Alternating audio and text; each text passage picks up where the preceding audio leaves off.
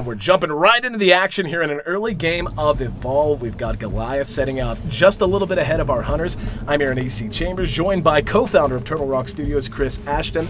And just as things get underway here, Chris, talk to me about the early game strategy for Goliath. Well, he's going to try to get away from the hunters as quickly as possible, and he's also going to try to find food. So first priority is run, second priority is find food. The food's going to give you armor, it's going to allow you to stage up. So right now he's just trying to get distance and food. And staging up so important. Not only does it make him more tanky, but he gets to place more skill points into all of those abilities he has at his disposal. But right now, he is feeling a little bit weak. We can see all of the hunters have joined the battlefield. Immediately, we're going to see the Trapper drop his sound spike that'll help them track Goliath. But they're not even really going to need it that much, as they've already got a bead on him. We can see his tracks on the ground there. And so as they continue to pursue him out, talk to me, obviously Goliath gets a little bit of a start. But you talked to me about the plan so far. Give distance, but how do you deal with knowing that you're going to have all of these hunters barreling down on you in just a moment? Well, it's kind of the path that he takes. It's being careful where he runs. If he scares birds out of the path, kind of leaving the signs behind. So would you say subterfuge is a big part of the early game for Goliath? Sure.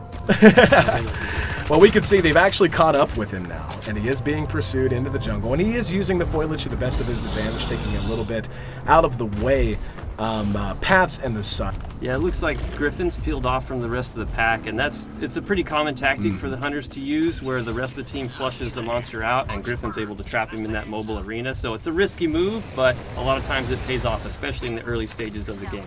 Yeah, it looks like, though, Goliath knows what's going on. And yeah, you can see, if you see the red that he can detect moving around him, he knows that's one of the hunters, and he's probably aware that that's going to be the Trapper. And oh, this creates such a big opportunity for Goliath, though. He's got a bead on him, and he doesn't know it. Oh, he's in trouble and pounced on immediately. And this is one of those risks you run, and it's right at the core of all the mechanics here in Evolve. The fact that as one, you're just not powerful enough to deal with it. As four, though, at this stage especially, you can go to town. Now, he's incapacitated but not dead, firing his pistol. They're going to try to get him back up as quickly as he can now. As we see Goliath begin to fight, I mean, is this a fight he really wants to take, or is he just trying to do some damage and eventually create some space? I think, when he had Griffin down, he had an opportunity there. Anytime you get one guy down, the fights go in your favor, but they picked him back up. So at this point, if I was Goliath, I'd start looking for an opportunity to get out of there. You kind of see how well your offense is going, and if it's not going well, you tend to try to get out. We can see he is taking a lot of damage, and now that all four are up, we can see all of their abilities beginning to synergize. We can see the shielding and the healing coming out from the medic, the shielding coming from the support. We can see our Trapper is getting more and more involved. He's hitting very good harpoons. His harpoons borderline immobilize the Goliath, and he has to deal with those before he can do much of anything else. And of course, our Assault class, who is up front, close and personal, wants to tank the damage and wants to deal as much damage as he can. But it does look like this fight might be winding down soon, as they've just got a beat on him. Yeah, he's going to try to get away now. He got tagged by the medic's tranquilizer dart. He's going to be able to still get away, but you can see those few steps he takes between leaps, he's so slow. It is worn off now, but there's just so many skill shots. And oh, look at the support! Got caught out by one of those native plants on the map. And as we see Goliath try to find some space and something else to eat, talk to me about the design of the map itself and why it plays such a role in such a competitive game. Well, we wanted it to really be another player in the game, and in a sense, the environment is a third player between the AI and the environment, the carnivorous plants. These things create opportunities for either team to take advantage of. Well, and we can see that carnivorous plant has given the Goliath quite an advantage. It allowed him to create some space. They had to bust him out. It slowed the hunters down. And now he's going to rank 2. He's leveling up to stage 2 in his evolution. Oh, he's got such a good high ground position. Coming from downtown with a big smash. And that's going to send them scattering. Now it looks like he doesn't want to fight. Just wanted to do what damage he could to throw them off base, to get them confused. But we see our Trappers right behind him, helping to slow him down, hitting those harpoons. Let's see if he can catch up with him. Yep, he's got the mobile arena ready to go. Gonna try to toss that out in front of him, then hit him with the harpoon. There he goes, he's let it go, and the leap, not enough! Harpooned him from behind, and now he's trapped. Now this is one of the biggest gameplay mechanics as well, that mobile arena. Talk to me about what that means for both the Goliath player and for the hunters. For the Goliath, it means he's trapped in there for a certain amount of time. For the hunters, it's an opportunity for them to chew through his armor and to do some permanent damage. Oh, we can see, the Trapper actually got knocked in the river. Now, I know there's a Tyrant. Yes, the Tyrant down in the river. You have to be so aware of your surroundings in Evolve if you're one of the hunters. As that's actually a one-shot. He's not just down and incapacitated. There's no resuscitating him. That's going to be 2 minutes. He's off of the map entirely as Goliath continues to just run over the rest of his team. What kind of, put it in context for me. How big of a loss is it whenever you lose one of your teammates like that as the hunters? It's huge. They're designed to be co-op. Each one of them has a very specific function that is vital to their success. So as soon as one guy's out, they're at a huge disadvantage. And we can see Goliath's actually running here, but since they're down a man, how does that change their strategy and how they want to approach Goliath?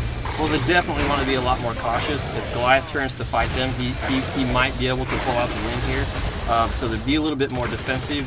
They'll start anticipating where he's coming. They're not going to chase him as closely as they would normally. They want to keep a beat. They don't want to lose him, right? But they want to not really force the fight themselves. They want to wait till Griffin comes back. Don't want to take that big of a risk. Now the problem is, we saw they had to stop and deal with that Tyrant, otherwise one of them might get snatched. Goliath is actually utilizing one of the best comeback mechanics. We can see how banged up he is. A very nice visual system of damage. He's bruised, he's bloody, and you can't regen health in Evolve if you're the monster, but what you can do is feed on wildlife and regen your armor, and that allows you to be just so tanky. And it looks like that's his #1 priority right now, as the hunters just wait on their Trapper to get back on the map. But, and now that they know that he's coming back in, we see already the mines being laid. Talk to me about the strategy we're seeing employed by the hunters right now. So they're really just trying to turtle up at the moment. They're trying to wait. Griffin's got 30 seconds to come in, so all they're trying to do is last that 30 seconds before Griffin comes back. Another big smash, but he's able to corner 2 of them. Now 20 seconds right now, it seems like such a short amount of time, but just look at how much damage the Goliath is doing as they're waiting for him to come back in, and lacking that immobilization means they can't kite him effectively. That's why he's able to charge on top of them, why he's able to bang them down so damn hard. And yep, we're going to see already the medic is down. Nice play from the support though, using the burst stealth ability, that's his class ability. Bought some time for everyone to kind of reset, but they're still hurting. In the meantime though, the Trapper's just about to parachute down. The fight's raging on, but talk to me how they're going to try to change this up now that they're back to full strength. They're just waiting for Griffin to get back in. Assault's going to try to draw his attention. That lightning rifle does a ton of damage, so he'll try to draw the aggro and use his personal shield to negate that a little bit. And we're actually going to see another incapacitation on the support. Losing the support is just crippling. You don't have the orbital strike that you can call in, you don't have the personal shielding, and this is going to happen when you don't have that. However, with the Trapper back in, that's going to give them a chance to maybe kite him, but so far, no good harpoons. He's just continuing to deal massive amounts of damage and run over this team who is once again running at 3/4 strength. We're going to see, potentially another incapacitation. But he's setting up, he's landing another smash, and yep, there we go. One's down, that's going to be the medic, and the Goliath just continuing to pound away, setting up a huge assault on the Oh, you jerks! Cutting the feed at the very last minute. That's not fair, man.